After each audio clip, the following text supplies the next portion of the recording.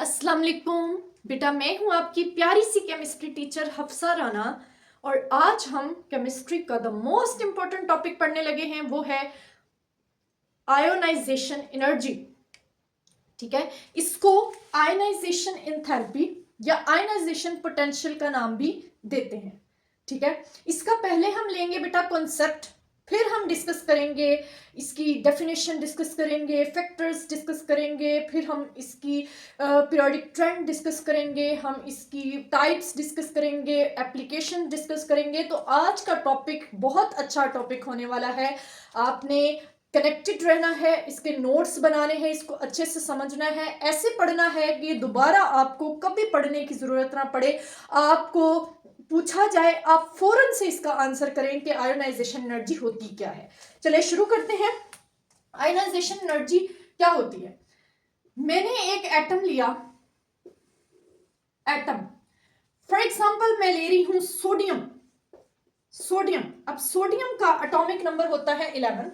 It means उसमें होते हैं प्रोटॉन 11 और उसमें न्यूट्रॉन्स होते हैं 12। एक न्यूट्रल एटम में जितने प्रोटॉन्स होते हैं उतने ही इलेक्ट्रॉन्स होते हैं। पहले शेल में 2 इलेक्ट्रॉन्स, दूसरे शेल में 8 इलेक्ट्रॉन, और जो इसका तीसरा शेल बनेगा वैलेंस शेल, उसमें होता है 1 इलेक्ट्रॉन। ठीक है, अब ये स्टेबल नहीं है, इसने स्टेबिलिटी गेन करनी है। तो स्टेबिलिटी कहां से गेन होती है? स्टेबिलिटी गेन होती है बेटा, हम एक रूल जानते हैं जो हमें स्टेबिलिटी के बारे में बताता है, जो कि है ऑक्टेट रूल। ऑक्टेट रूल क्या है? ऑक्टेट रूल है tendency of an atom having 8 electrons in its valence shell, valence कहते हैं आउटर मोस्ट को। वैलेंस शेल में 8 इलेक्ट्रॉन्स होंगे, तो वो एटम जो है वो स्टेबल कहलाएगा। ठीक है, अब स्टेबिलिटी, वो एटम स्टेबल कहलाएगा और हम कहेंगे उसने ऑक्टेट रूल को ओबे कर लिया। अब ऑक्टेट रूल को ओबे करने से पहले हम कुछ चीजें पढ़ लेते हैं बेटा। हमने जब ये जो भी एक प्रोसेस है, जो भी एक फिनोमिना है, वो हमने जब डिस्कस करना है तो हमने लेना होता है आइसोलेटेड एटम। आइसोलेटेड एटम का मतलब है एक अकेला एटम। और एटम्स तो अकेले होते नहीं है, ऐसा है। एटम्स तो अगर अकेले हमें मिलेंगे तो वो नोबल गैसेस के केस में है, वैसे तो एटम्स अकेले नहीं होते हैं। तो हम फिर इन एटम्स को गैसियस स्टेट में ले जाते हैं। गैसियस स्टेट में क्या होता है कि ये जो एटम्स हैं एक दूसरे से दूर दूर चले जाते हैं, वाइडली सेपरेटेड हो जाते हैं। तो फिर हम वहां पर कह सकते हैं कि अब हमने जो ये फिनोमेना पढ़ा है ये एक सिंगल एटम के लिए पढ़ा है। ठीक है, एक आइसोलेटेड एटम के लिए पढ़ा है। तो हम ये फिनोमेना डिस्कस करते हैं गैसियस स्टेट में, ताकि हम डिस्कस कर सकें एक आइसोलेटेड एटम को। ओके, अब वापस आते हैं। ऑक्टेट रूल क्या कहता है? 8 इलेक्ट्रॉन्स होने चाहिए। अब बेटा इस सोडियम के एटम में वैलेंस शेल में 1 इलेक्ट्रॉन है, ये वाला 1 इलेक्ट्रॉन। अब अगर ये ऑक्टेट को फॉलो करना चाहता है, ऑक्टेट रूल को फॉलो करना चाहता है, तो इसके पास 2 पॉसिबिलिटीज हैं। एक है कि ये 7 इलेक्ट्रॉन्स ले ले तो इसके 8 पूरे हो जाएंगे, ऑक्टेट रूल को फॉलो कर जाएगा और इसकी स्टेबिलिटी आ जाएगी। या एक और है कि अगर ये इस एक सिंगल इलेक्ट्रॉन को लूज कर दे, लूज करने से क्या होगा कि ये जो शेल आपको पता है कोई एक बाउंड्री नहीं होती है, कोई एक दीवार नहीं होती है। शेल होता है कि पाथ ऑफ इलेक्ट्रॉन, जहां इलेक्ट्रॉन मूव कर रहा है वो पाथ उसका शेल कहलाएगा। अब इलेक्ट्रॉन नहीं रहेगा तो पाथ भी नहीं रहेगा, तो शेल ही पूरा रिमूव हो जाएगा।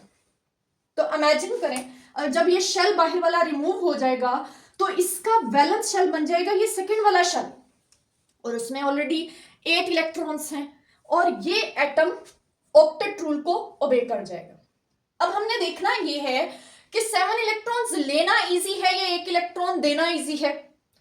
तो बेटा 7 इलेक्ट्रॉन्स लेना इजी नहीं है, हमें भी पता है, ठीक है, कोई इसको देगा भी नहीं 7 इलेक्ट्रॉन।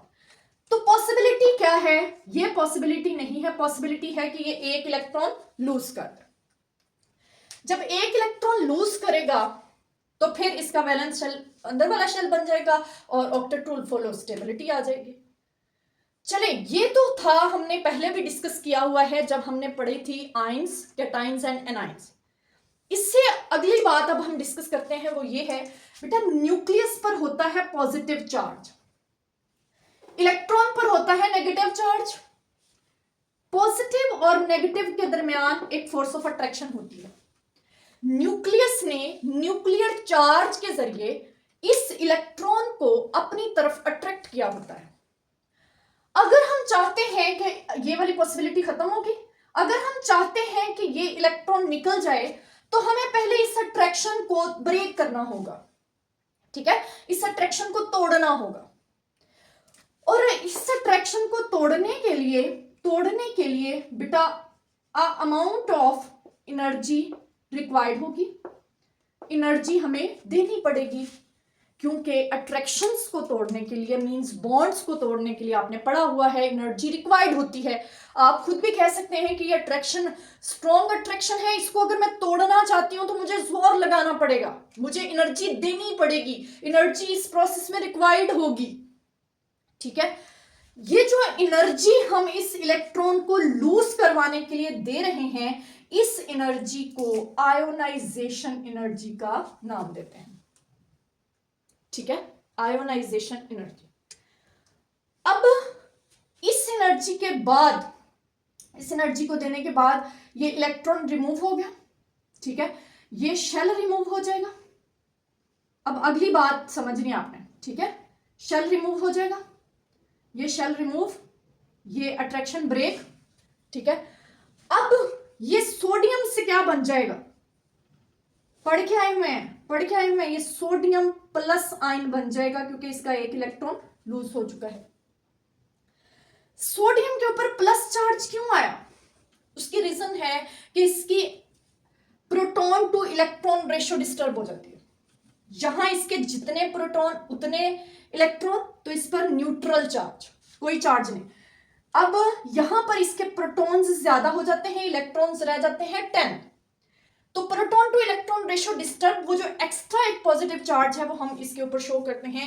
इट मीन्स ये क्या बन गया है, यहां पर एक कैटायन बन गया है, कैटायन।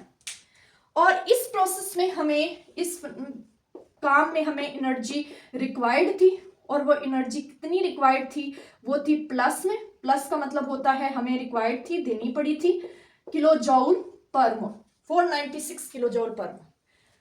प्लस का सिंबल शो कर रहा है कि ये एनर्जी रिक्वायर्ड।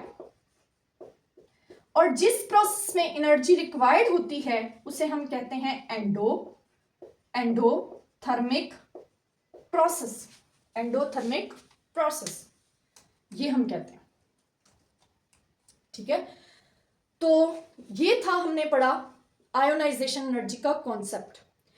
बेटा इसको डिफाइन यहां से, इसकी क्या डेफिनेशन बनती है वो हम देखते हैं। ये एक अमाउंट ऑफ एनर्जी है required to remove an electron. Electron क्या हो रहा है? रिमूव। रिक्वायर्ड एनर्जी रिक्वायर्ड है, the amount of energy required to remove an electron from the valence shell. Valence shell में से निकलेगा, इनर शेल्स में से इलेक्ट्रॉन नहीं निकलता। वैलेंस शेल से इलेक्ट्रॉन निकला, फ्रॉम द वैलेंस शेल। वो वैलेंस शेल किसका था? वो वैलेंस शेल था एक आइसोलेटेड गैसियस एटम का, आइसोलेटेड गैसियस एटम का। और उसके रिजल्ट में बना क्या? एक कैटायन बना, ठीक है। तो the amount of energy required to remove an electron from the valence shell of an isolated gaseous atom to form a cation. ये है आयोनाइजेशन एनर्जी की डेफिनेशन। हम इसको प्रोसीड करते हैं, आप इतना समझ लें जी। तो बेटा हमने आपको याद भी हो चुकी है, द अमाउंट ऑफ एनर्जी है रिक्वायर्ड का मतलब है ये एंडोथर्मिक प्रोसेस होगा, और रिमूव कर रहे हैं हम, क्या रिमूव कर रहे हैं, एक इलेक्ट्रॉन को, कहां से, वैलेंस शेल में से। वैलेंस शेल किसका है, आइसोलेटेड मीन्स एक अकेला एटम जो हम गैसियस स्टेट में देख सकते हैं, और इससे क्या बनता है, एक कैटाइन बनता है। इसका यूनिट है, इसके यूनिट्स जो हैं वो हम लेंगे, यूनिट्स लेंगे, इलेक्ट्रॉन वोल्ट लेंगे, किलो जूल पर मोल लेंगे। आपको पता है ये सारे एनर्जी के यूनिट्स हैं, और इसके अलावा किलो कैलोरीज पर मोल लेंगे, ठीक है। और अगर आपने इलेक्ट्रॉन वोल्ट को जूल में कन्वर्ट करना हो तो याद रखिएगा एक रिलेशन है, 1 electron volt is equal to 96.48 kilo joule per mole. ये एक रिलेशन है, ठीक है। इससे आप क्या कर सकते हैं, मोस्टली हम किलो जूल पर मोल में पढ़ रहे होते हैं, तो आप इलेक्ट्रॉन वोल्ट में भी देख सकते हैं, किलो जूल पर मोल को इलेक्ट्रॉन वोल्ट में या इलेक्ट्रॉन वोल्ट को किलो जूल पर मोल में कन्वर्ट करने का ये एक रिलेशन है। इसके बाद हम देखते हैं कि कुछ एग्जांपल्स डिस्कस करते हैं। एग्जांपल है कि मैंने हाइड्रोजन की एग्जांपल ली। अब हाइड्रोजन में से एक इलेक्ट्रॉन निकलेगा। एक तो पहली बात है कि हाइड्रोजन गैसियस स्टेट में होना चाहिए, तो जब एक इलेक्ट्रॉन निकल जाएगा, ठीक है, तो हाइड्रोजन गैसियस स्टेट में एक कैटाइन बन जाएगा। इस वक्त इसकी जो डेल्टा एच की वैल्यू आएगी उसे हम कहेंगे प्लस 13.31 किलो जूल पर मोल। एक और हम देख लेते हैं सोडियम की एग्जांपल। सोडियम गैसियस स्टेट में अभी देखा, एक्सप्लेन भी किया, सोडियम का कैटाइन बनेगा और 1 इलेक्ट्रॉन रिमूव। इस वक्त इसकी डेल्टा एच की वैल्यू आ जाएगी प्लस 496 किलो जूल पर मोल। अब इससे कुछ थोड़ा सा लेवल इंक्रीज करके मैं एग्जांपल्स देने लगी हूं, अपने अच्छे से बेटा ये बात सुनिए। मैग्नीशियम की मैं आपको अगर कॉन्फ़िगरेशन बताऊं तो वो होती है 1s2 2s2 2p6 and 3s2। ये है इसका वैलेंस शेल, ठीक है, ये इसके वैलेंस इलेक्ट्रॉन। अब अगर इसने ऑक्टेट रूल को फॉलो करना है तो इसे 2s2 2p6 मींस 8 इलेक्ट्रॉन्स वाले में आना होगा। इट मींस ये एक इलेक्ट्रॉन देकर स्टेबल नहीं होगा, यहां पर एक से ज्यादा इलेक्ट्रॉन्स देने पड़ेंगे इसे, ठीक है। तो इट मींस ये एक इलेक्ट्रॉन ही रिमूव की गेम नहीं है, यहां पर एक से ज्यादा इलेक्ट्रॉन्स भी रिमूव करने पड़ते हैं। मैग्नीशियम के केस में देखा, वैलेंस में 2 इलेक्ट्रॉन्स है, एक इलेक्ट्रॉन रिमूव करने से ऑक्टेट तो फॉलो नहीं होगा। इट मींस हमें 2 इलेक्ट्रॉन्स रिमूव करने पड़ेंगे। तो मैंने मैग्नीशियम की एग्जांपल ली, मैग्नीशियम को गैसियस स्टेट में लिया, मैग्नीशियम का एक इलेक्ट्रॉन रिमूव हो गया, और उस वक्त जितनी हमें एनर्जी चाहिए थी वो थी plus 738 kilo joule per mole. Octet of follow नहीं हुआ। इस मैग्नीशियम पॉजिटिव में से एक और इलेक्ट्रॉन निकलेगा और ये चला जाएगा मैग्नीशियम +2 स्टेट में। एक और इलेक्ट्रॉन निकलेगा +2 स्टेट, +2 क्यों है, एक इलेक्ट्रॉन निकलने से +1 चार्ज, 2 इलेक्ट्रॉन निकले तो +2 चार्ज। तो इस वक्त इसकी डेल्टा एच की वैल्यू आई है प्लस 1451 किलो जूल पर मोल। एक ही एटम की 2 वैल्यूज, इट मींस हम इसको डिस्टिंग्विश करते हैं। ये सारी हैं आयोनाइजेशन एनर्जी 1, ये भी क्या है, आयोनाइजेशन एनर्जी 1, ये भी क्या है, आयोनाइजेशन एनर्जी 1। लेकिन जब दूसरा इलेक्ट्रॉन निकलता है तो हम उसे कहते हैं सेकेंड आयोनाइजेशन एनर्जी।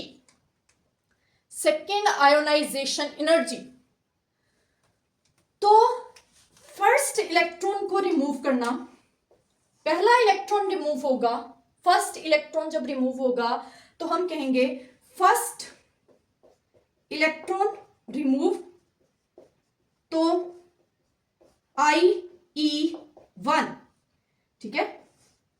एक चीज, सेकेंड इलेक्ट्रॉन रिमूव तो वैल्यू होगी IE2, सेकेंड आयोनाइजेशन एनर्जी। अब हम एक और मोस्ट कॉन्सेप्चुअल पॉइंट की तरफ आते हैं। वो क्या है? वो है कि पहली आयोनाइजेशन एनर्जी की वैल्यू मैग्नीशियम में से 738, और जो मैग्नीशियम में से ही दूसरे इलेक्ट्रॉन्स का रिमूवल, उस वक्त एनर्जी ऑलमोस्ट डबल। बेटा पहला इलेक्ट्रॉन निकलेगा तो 700 ऑलमोस्ट एनर्जी, दूसरा इलेक्ट्रॉन निकलेगा तो 700 नहीं देनी पड़ेगी, 1451 देनी पड़ेगी। इट मींस टोटल जो है आपको यहां पर 2100 एंड समथिंग एनर्जी देनी पड़ेगी। तो क्वेश्चन ये राइज होता है, एक ही एटम, मैग्नीशियम की ही बात कर रहे हैं, उसमें से एक इलेक्ट्रॉन निकला तो इतनी एनर्जी, दूसरा इलेक्ट्रॉन निकला तो ज्यादा एनर्जी क्यों है, ज्यादा एनर्जी क्यों है? ठीक है। और अगर मैं यहीं पर डिस्कस कर दूं कि मैग्नीशियम में से +2 में से मैं तीसरा इलेक्ट्रॉन निकालना चाहती हूं, तीसरा इलेक्ट्रॉन, ठीक है, उस वक्त जितनी एनर्जी देनी पड़ेगी, आपके होश उड़ जाएंगे, वो होगी delta H plus 7730 kilo joule per mole. ये है IE3 की वैल्यू 3। इतना नोट कर ले, फिर हम आगे डिस्कस करते हैं। मींस पहले इलेक्ट्रॉन 738, दूसरा इलेक्ट्रॉन मैग्नीशियम में से ही 1451, तीसरा इलेक्ट्रॉन 7730। अभी हम डिस्कस करते हैं, इसको इतना नोट कर लें। जी बेटा हम डिस्कस कर रहे हैं कि हमने एक एटम ले लिया था मैग्नीशियम का, उसमें से एक इलेक्ट्रॉन निकाला तो +1 चार्ज आया, दूसरा इलेक्ट्रॉन निकाला तो +2 चार्ज आया, ठीक है, और तीसरा इलेक्ट्रॉन निकाला तो +3 चार्ज आया। जी, इलेक्ट्रॉन रिमूव। अब इनकी वैल्यूज लिखते हैं। वैल्यूज, जब पहला इलेक्ट्रॉन निकाला IE1, उसकी वैल्यू है 738 किलो जूल पर मोल। जब हमने दूसरा इलेक्ट्रॉन निकाला तो वैल्यू है 1451 किलो जूल पर मोल। जब हमने तीसरा इलेक्ट्रॉन निकाला तो वैल्यू है 7730 किलो जूल पर मोल। तो आप डिफाइन भी कर सकते हैं, फर्स्ट आयनाइजेशन एनर्जी क्या होती है, पहला इलेक्ट्रॉन निकालना, सेकंड आयनाइजेशन एनर्जी क्या होती है, दूसरा इलेक्ट्रॉन निकालना, और थर्ड आयनाइजेशन एनर्जी क्या होती है, तीसरा इलेक्ट्रॉन निकालना। अब क्वेश्चन ये है कि हमें देखने में आ रहा है कि एक ट्रेंड आ रहा है, आयनाइजेशन एनर्जी 3 ज्यादा है, आयनाइजेशन एनर्जी 2, एक ही एटम की बात करें, एक सिंगल एटम की, आयनाइजेशन एनर्जी 1 सबसे कम है। ये एक ट्रेंड हमारे पास आ रहा है, हमने इसकी रीजन पढ़नी है। रीजन, इसका क्वेश्चन इस तरह से आया हुआ है बोर्ड में, why second ionization energy is always greater than the first. तो मैं यहां पर ऑलवेज लिख देती हूं, ये ऐसा ही होता है, ठीक है, हमेशा सेकंड आयनाइजेशन एनर्जी ग्रेटर होती है, ठीक है। अब हम चेक करते हैं ऐसा क्यों है। जी, हमने एग्जांपल ली हुई है मैग्नीशियम की। मैं प्रोटॉन्स की बात करूंगी, 12 प्रोटॉन्स, पहला शेल, दूसरा शेल और ये तीसरा शेल। तीसरे शेल में 2 इलेक्ट्रॉन्स और सेकंड शेल में 8 इलेक्ट्रॉन्स और फर्स्ट शेल में 2 इलेक्ट्रॉन, 12 इलेक्ट्रॉन्स कंप्लीट। मैग्नीशियम की बात की हमने, मैग्नीशियम 12। जब एक इलेक्ट्रॉन निकल गया, ये इलेक्ट्रॉन निकाला, तो हम उस वक्त एनर्जी क्या कहते हैं, आयोनाइजेशन एनर्जी 1। मैग्नीशियम जो है वो कन्वर्ट हो गया मैग्नीशियम +1 में, ठीक है, ये इलेक्ट्रॉन मैंने यहां से रिमूव कर दिया। जब हमने सेकेंड इलेक्ट्रॉन निकालना है ना, तो बेटा वो मैग्नीशियम में से नहीं निकालना, हमने वो इलेक्ट्रॉन निकालना है मैग्नीशियम पॉजिटिव केटाइन में से निकालना है। पहला जो इलेक्ट्रॉन निकलता है, फर्स्ट इलेक्ट्रॉन निकलता है, वो न्यूट्रल एटम से निकला है। दूसरा इलेक्ट्रॉन जो निकलना है वो केटाइन में से निकलना है, ये डिफरेंस है। तो दूसरा इलेक्ट्रॉन निकलना है केटाइन में से। अब मैग्नीशियम की अगर आप बात करें, जब ये न्यूट्रल था तो इसमें 12 protons 12 electrons cancel the effect of each other. लेकिन जब मैग्नीशियम पॉजिटिव है तो इसमें 12 पॉजिटिव तो हैं, लेकिन अब इलेक्ट्रॉन्स रह गए थे 11। तो 11 negative cancel the effect of 11 positive, एक पॉजिटिव चार्ज भी बाकी है। इट मींस यहां पर न्यूक्लियर चार्ज ज्यादा है, ज्यादा न्यूक्लियर चार्ज है। तो अब आप कहेंगे कि क्या न्यूक्लियर चार्ज बढ़ गया? नहीं, न्यूक्लियर चार्ज पहले जितना ही है। पहले 12 पॉजिटिव 12 नेगेटिव को अट्रैक्ट कर रहे थे, अब 12 पॉजिटिव ने 11 नेगेटिव को अट्रैक्ट करना है। मींस अट्रैक्शन करने वाली चीज ज्यादा है और जिनको अट्रैक्ट करना है वो कम रह गए हैं। ठीक है, जैसे पेरेंट्स हैं, उनके 8 बच्चे हैं, उन्होंने सबको इंटेंशन देनी है, सबको उन्होंने अफेक्शन देना है, प्यार देना है। तो वो एक वक्त में थोड़ा थोड़ा प्यार सबको देंगे, थोड़ी थोड़ी इंटेंशन दे सकते हैं। ठीक है, लेकिन अगर किसी का एक ही बच्चा है, किसी पेरेंट्स का, तो उनकी सारी अट्रैक्शन उन पर है। ये नहीं है कि वो दोनों पेरेंट्स की अट्रैक्शन में फर्क था, अफेक्शन में फर्क था, अफेक्शन दोनों की सेम थी, लेकिन वहां अफेक्शन डिस्ट्रीब्यूट ज्यादा जगहों पर हो रही थी और यहां अफेक्शन एक ही बच्चे पर होनी सेम। यहां अफेक्शन जो है, अट्रैक्शन जो है, वो ज्यादा चीजों पर होनी है। और जब वो कैटाइन बन चुका है, न्यूट्रल में कम 12 पॉजिटिव ने 12 नेगेटिव को अट्रैक्ट करना है। अब यहां पर 12 पॉजिटिव ने 11 नेगेटिव को अट्रैक्ट करना है, मींस वो ज्यादा स्ट्रांगली अट्रैक्ट करेगा। ठीक है, तो इस सेकेंड इलेक्ट्रॉन को रिमूव करने के लिए एनर्जी पहले से बहुत ज्यादा देनी पड़ेगी, क्योंकि अब न्यूक्लियस की अट्रैक्शन, न्यूक्लियस हो चुका है पॉजिटिव, ये पूरा एटम हो चुका है पॉजिटिव चार्ज, उसकी अट्रैक्शन इस वैलेंस शेल पर ज्यादा हो चुकी है। तो इसकी रीजन हमें क्या समझ में आई? रीजन आई कि after losing first electron atom become positive charge, या जिसे हम कैटाइन कहते हैं। ओके, कैटाइन कहते हैं। और दूसरी चीज आ जाती है कि अब इस cation nucleus attracts the remaining electrons with stronger force।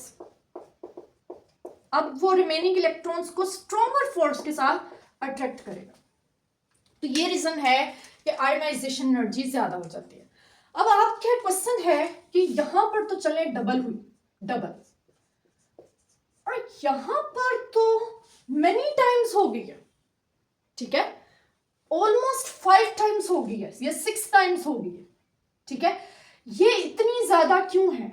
जब भी गैप ग्रेटर आ जाए तो वहां से हमें वैलेंसी का पता चलता है। इट मींस कि ये जो भी स्पीशी थी उसके वैलेंस शेल में एक इलेक्ट्रॉन था, रिमूव हुआ, दूसरा इलेक्ट्रॉन था, डबल एनर्जी दी तो रिमूव हो गया। अब तीसरा रिमूव नहीं होना चाह रहा है। एक्चुअली यहां पर वो एटम जो है, एटम गेट स्टेबल, एटम जो है वो स्टेबल हो चुका है, वो ऑक्टेट रूल को फॉलो कर चुका है, इसलिए वो मजीद इलेक्ट्रॉन लूज नहीं करना चाह रहा। तो यहां से हमें वैलेंसी ऑफ एन एटम का भी पता चलता है। जब गैप ज्यादा हो जाए, गैप आयोनाइजेशन एनर्जी का बहुत ज्यादा हो जाए, तो वहां से हम आइडिया लगाते हैं कि वैलेंसी कितनी थी। तो इट मींस मैग्नीशियम की वैलेंसी है 2, वो 2 इलेक्ट्रॉन्स लूज कर सकता है, तीसरा इलेक्ट्रॉन लूज नहीं कर सकता। अब बेटा हम डिस्कस करते हैं फैक्टर्स अफेक्टिंग आयोनाइजेशन एनर्जी, और उसमें जो सबसे पहला फैक्टर हमें समझ आता है वो है nuclear charge. Effective nuclear charge, जिसको हम जी इफेक्टिव कहते हैं। ठीक है, इफेक्टिव न्यूक्लियर चार्ज अभी हम यही एक्सप्लेन करते आए हैं बेटा। आयनाइजेशन एनर्जी न्यूक्लियस की इलेक्ट्रॉन के साथ एक अट्रैक्शन है, उस अट्रैक्शन को हमने ब्रेक करने के लिए एनर्जी देनी है, क्योंकि हम उस इलेक्ट्रॉन को निकालना चाहते हैं। ठीक है, तो जितनी ज्यादा न्यूक्लियस ने इलेक्ट्रॉन को स्ट्रांगली अट्रैक्ट किया होगा, हमें उतनी ज्यादा मुश्किल आएगी इलेक्ट्रॉन को रिमूव करने में, हमें उतनी ज्यादा एनर्जी देनी पड़ेगी इलेक्ट्रॉन को रिमूव करने में। इट मींस जितना न्यूक्लियर चार्ज ज्यादा होगा, उतनी हमें आयोनाइजेशन एनर्जी की वैल्यू ज्यादा मिलेगी, हमें ज्यादा एनर्जी देनी पड़ेगी इलेक्ट्रॉन को निकालने के लिए।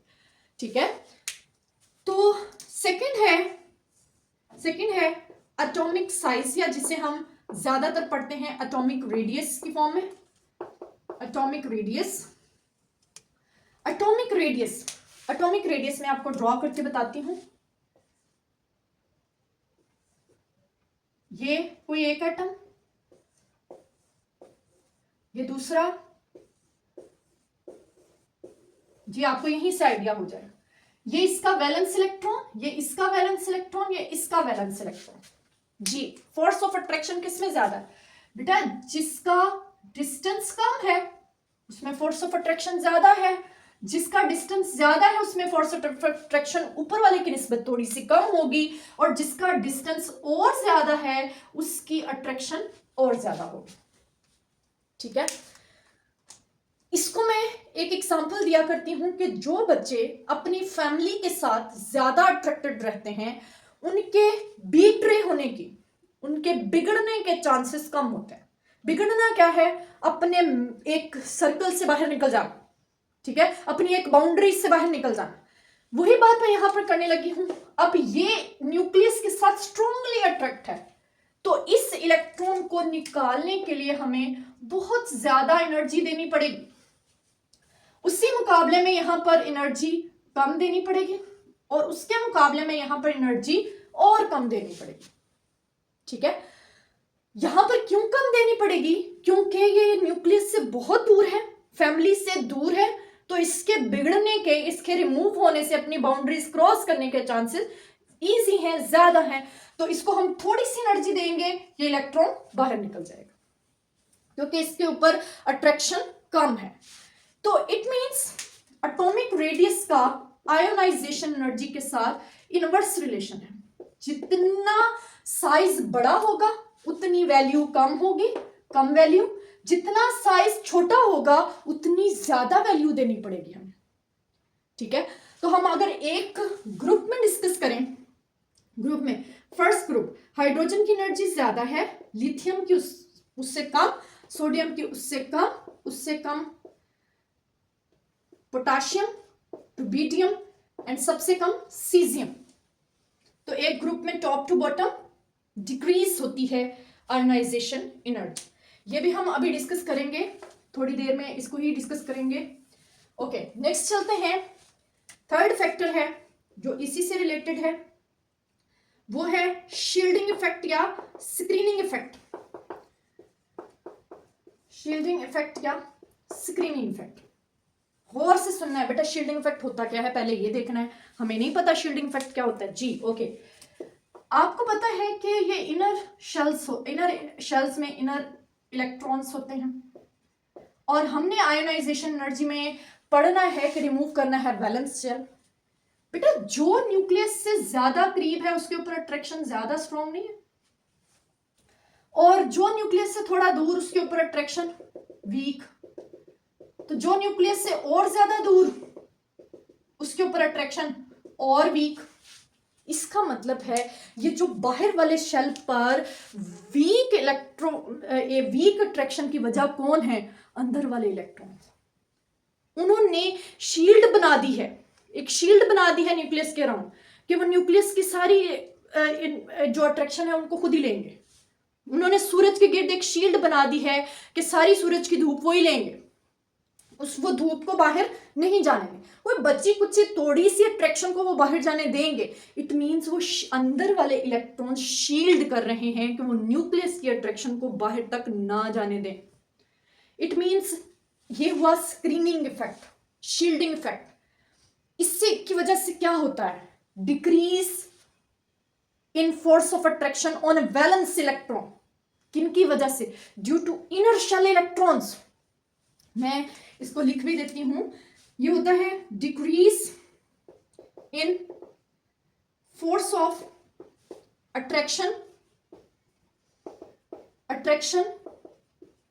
On valence electrons due to, ये किसकी वजह से है, ड्यू टू इनर्शियल इलेक्ट्रॉन्स, क्योंकि इनर्शियल इलेक्ट्रॉन्स ने एक शील्ड बना ली, शील्ड, ठीक है।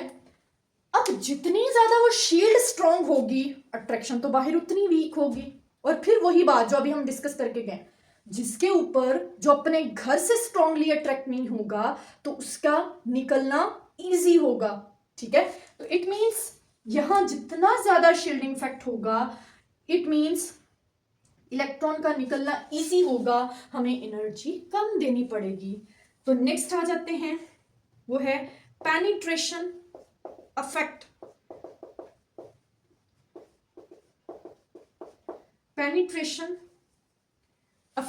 पेनिट्रेशन इफेक्ट क्या है कि अगर एक ही शेल के S P D F orbitals में हम डिस्टिंग्विश करें तो किस में से इलेक्ट्रॉन्स को निकालना डिफिकल्ट होता है, एस में से, उसके बाद पी में से, उसके बाद डी में से और उसके बाद एफ में से।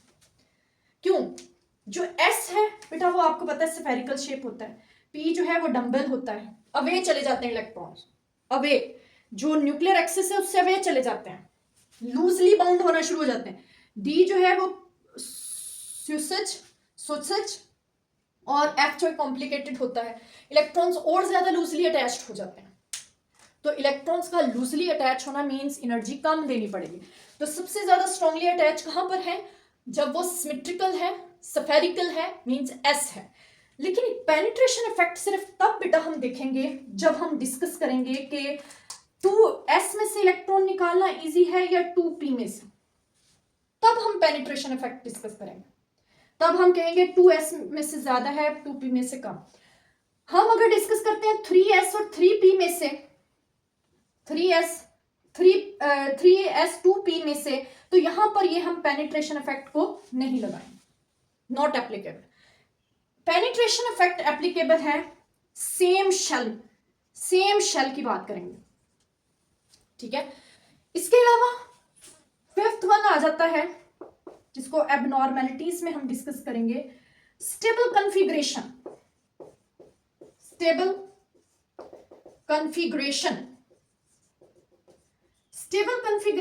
में क्या होता है, स्टेबल कन्फिग्रेशन में होता है कि अगर किसी के पी में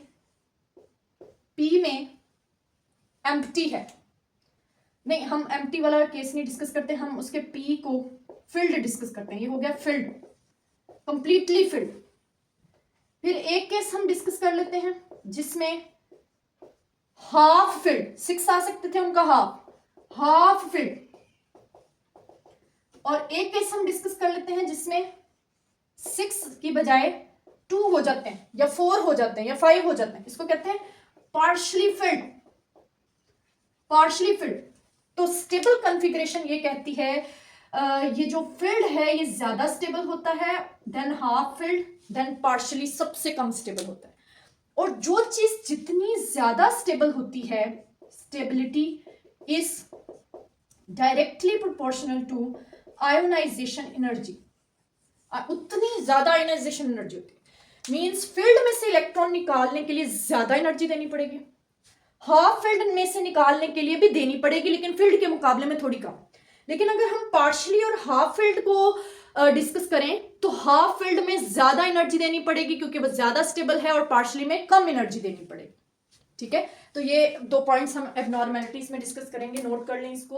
अब बेटा हम डिस्कस करते हैं variations of ionization energy, variations of ionization energy in periodic table में आयोनाइजेशन एनर्जी कैसे वेरी करती है। पीरियोडिक टेबल है बेटा, इस तरह से इसकी शेप है, ठीक है, मॉडर्न पीरियोडिक टेबल। इसमें ये जो लेफ्ट टू राइट हैं इन्हें हम कहते हैं पीरियड्स। लेफ्ट टू राइट हैं पीरियड्स। हॉरिजॉन्टल रोज। और पीरियोडिक टेबल का लेक्चर आप देख लीजिएगा, उसमें डिस्कस किया गया है कि कितने पीरियड्स हम डिस्कस कर रहे हैं पीरियड, और कितने पीरियड्स हैं, ठीक है। और ये जो टॉप टू बॉटम है वो है ग्रुप्स। ये टॉप टू बॉटम इनको कहते हैं वर्टिकल, ये ज्यादा होती हैं, यहाँ कम ड्रॉ हुई हैं। वर्टिकल रोज, वर्टिकल कॉलम्स, हॉरिजॉन्टल रोज पीरियड हो गए, और वर्टिकल कॉलम्स जो हैं वो होते हैं ग्रुप्स। तो हम ये दो तरह से इनके ट्रेंड्स पढ़ते हैं। सबसे पहले पढ़ते हैं across the period, means period के लिए लफ्ज यूज करेंगे। पीरियड मैंने बता दिया आपको, लेफ्ट टू राइट। तो पीरियड के लिए लफ्ज यूज करेंगे हम left to right,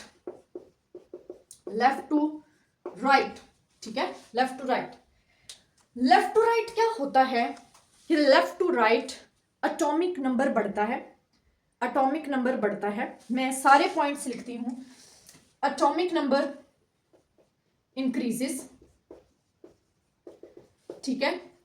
atomic number के इंक्रीज होने का मतलब क्या है? एटॉमिक नंबर के इंक्रीज होने का मतलब है इफेक्टिव न्यूक्लियर चार्ज इंक्रीज हो रहा है। न्यूक्लियर चार्ज इंक्रीजेस, बेटा बहुत बार ये डिस्कस कर चुके हैं। न्यूक्लियर चार्ज इंक्रीज होने का मतलब है कि न्यूक्लियस स्ट्रांगली अट्रैक्ट करता है वैलेंस इलेक्ट्रॉन्स को, ठीक है। Nuclear charge increase. और अच्छा एक और पॉइंट, चलो ये ठीक था, ऐसे ही रेज किया। न्यूक्लियर चार्ज इंक्रीजेस, और यहां पर ये भी देखने को आता है कि एटॉमिक रेडियस जो है वो छोटा होता जाता है। छोटा, जैसे पहले वाले अगर एलिमेंट को देखूंगी उसका रेडियस बड़ा होगा, उसी पीरियड के दूसरे वाले को देखूंगी तो पीरियड इसका छोटा होगा, रेडियस उससे अगले वाले का छोटा। मैं आपको सेकंड पीरियड लिखकर दिखाती हूं। सेकंड पीरियड वो है lithium, beryllium, boron, carbon, nitrogen, oxygen, fluorine, neon, ठीक है। ये है एक पीरियड। अब इस पीरियड में क्या हो रहा है? लेफ्ट टू राइट जाते हुए एटॉमिक नंबर इंक्रीज कर रहा है। एटॉमिक नंबर कैसे? जैसे इसका 3, इसका 4, इसका 5, इसका 6, 7, 8, 9 और 10। न्यूक्लियर चार्ज बढ़ रहा है, जितना प्रोटॉन नंबर बढ़ेगा उतना न्यूक्लियर चार्ज बढ़ेगा। एटॉमिक रेडियस डिक्रीज हो रहा है, न्यूक्लियर चार्ज बढ़ा है तो वो इलेक्ट्रॉन्स को अपनी तरफ खींचेगा। तो लिथियम का साइज बड़ा है, बेरिलियम का छोटा, बोरोन का उससे छोटा, कार्बन का उससे छोटा, नाइट्रोजन सबसे छोटा, नियोन का साइज होगा इस पीरियड में, ठीक है। पीरियड के अलावा हम देखेंगे, इस पीरियड का दूसरे से कंपैरिजन नहीं करना, एक ही पीरियड में हम एलिमेंट्स को देखेंगे। अब हम पढ़ गए हैं जितना न्यूक्लियर चार्ज ज्यादा होता है उतनी आयोनाइजेशन एनर्जी ज्यादा होती है, ठीक है। It means from left to right in a period ionization energy increases due to उसकी रीजंस क्या है? क्योंकि एटॉमिक नंबर इंक्रीज हो रहा है, एटॉमिक रेडियस कम हो रहा है और न्यूक्लियर चार्ज ज्यादा हो रहा है, ठीक है। अब इसका मतलब है कि लिथियम की आयोनाइजेशन एनर्जी सबसे कम होगी, increases from left to right. इसकी सब उससे ज्यादा, इसकी उससे ज्यादा, इसकी उससे ज्यादा, सबसे ज्यादा नोबल गैसेस की। नोबल गैसेस की हाईएस्ट आयोनाइजेशन एनर्जी होती है, और जो फर्स्ट मेंबर होगा उसकी इस पीरियड में लोएस्ट आयोनाइजेशन एनर्जी होगी। अब यहां पर एक बेटा बात क्लियर कर दूं, गौर से सुनिएगा। जो दरमियान वाले मेंबर्स हैं उनमें कहीं वेरिएशन आती है, एबनॉर्मैलिटी आ जाती है।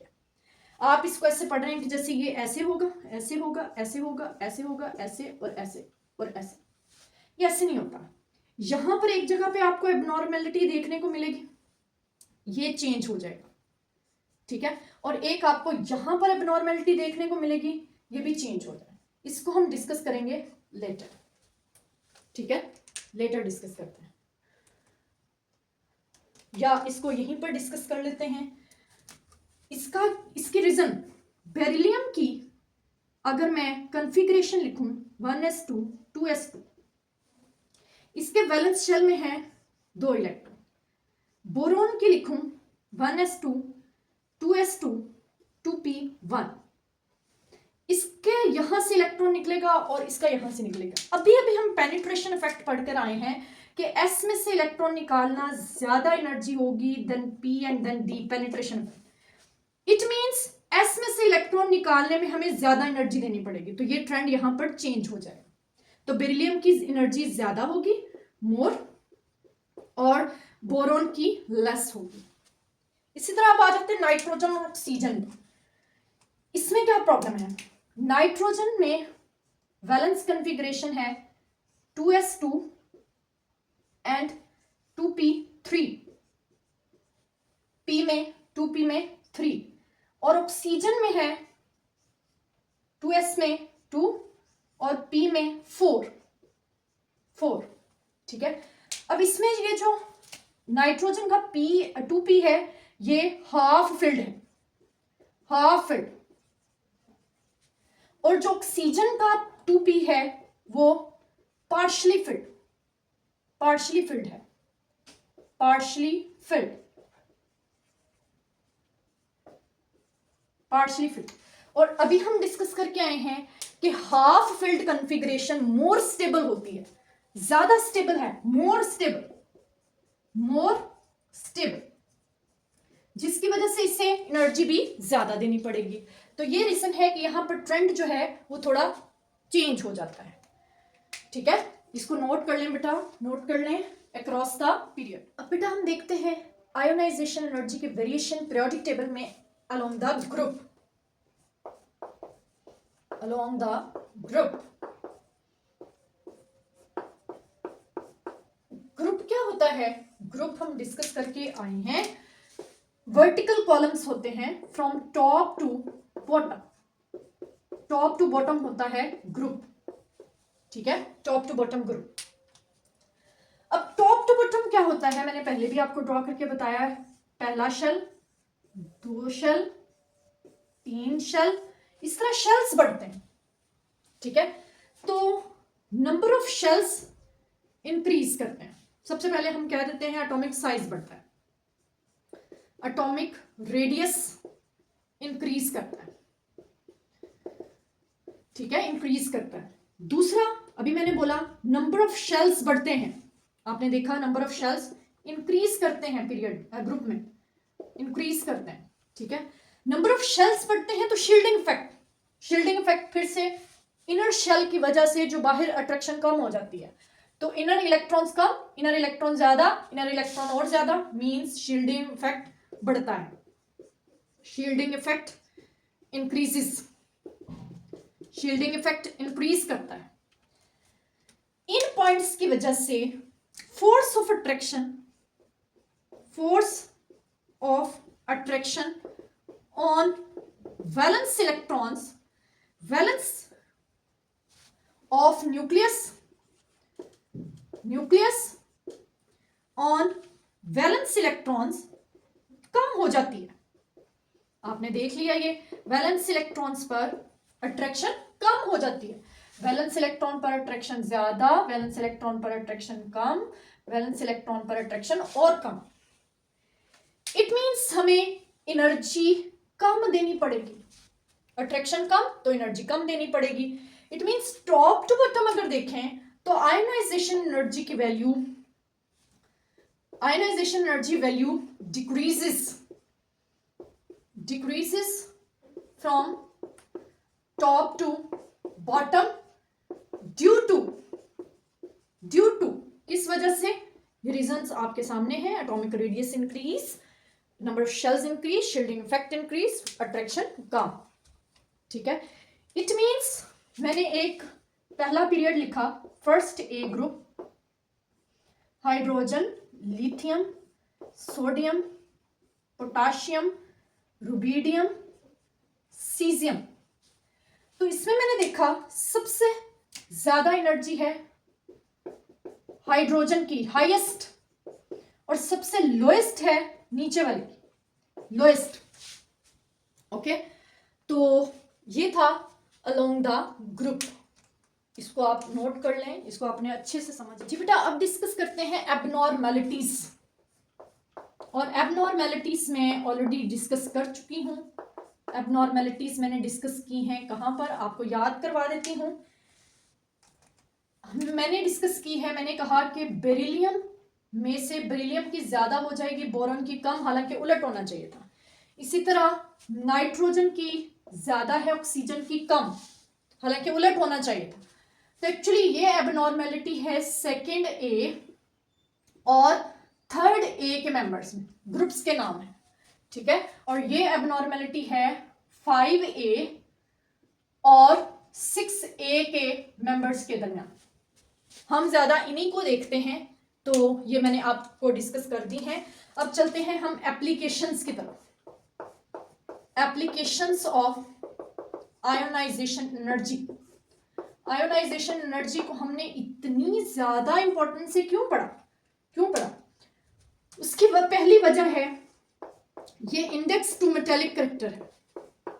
Index to metallic character. Index to metallic character का क्या मतलब है, देख लेते हैं। बेटा मेटल क्या होता है? मेटल ऐसी स्पीशी को कहते हैं दैट कैन लूज इलेक्ट्रॉन्स, जो इलेक्ट्रॉन्स को लूज कर सके। तो मेटल्स और नॉन मेटल्स जो इलेक्ट्रॉन्स को इजीली लूज ना कर सके, इजीली का वर्ड भी डालते हैं, इजीली, ठीक है। अब जो इलेक्ट्रॉन इजीली लूज कर सकते हैं वो मेटल्स हैं, और इजीली लूज वो कर सकते हैं जिनको हम एनर्जी कम देंगे। इसका मतलब है हम वैल्यू, आयनाइजेशन एनर्जी की वैल्यू से देखकर बता सकते हैं कि कौन इलेक्ट्रॉन लूज कर सकता है, कौन मेटल है और कौन नॉन मेटल है। इट मीन जिसका इलेक्ट्रॉन लूज करने के लिए हाई एनर्जी चाहिए वो इजीली इलेक्ट्रॉन लूज नहीं करेगा, ठीक है। और वो किस कैटेगरी में आएगा? नॉन मेटल में। सेकंड आ जाता है वैलेंसी। ये मैंने डिस्कस किया भी था point, valency of an atom. MDCAT में इसका एमसीक्यू पूछा जाता है। इस तरह से एक बार एमसीक्यू आया कि एक ग्राफ बना हुआ था, ग्राफ, और ये थी वैल्यूज आयोनाइजेशन एनर्जी की। एक ही एलिमेंट की वो वैल्यूज थी। ये आयोनाइजेशन एनर्जी 1, IE1, ये IE2, और फिर था ग्राफ यूं, ठीक है। ये थी IE3, और पूछा गया था बताएं इस एलिमेंट की वैलेंसी कितनी है। उसने पहला इलेक्ट्रॉन लूज किया, ठीक है, कर दिया। सेकेंड इलेक्ट्रॉन लूज किया, थर्ड इलेक्ट्रॉन वो लूज नहीं करना चाह रहा। इट मींस उसकी वैलेंसी कितनी हुई? उसकी वैलेंसी हुई 2। वो 2 इलेक्ट्रॉन्स देना चाह रहा है, ठीक है, थर्ड इलेक्ट्रॉन नहीं देना चाह रहा। इसके अलावा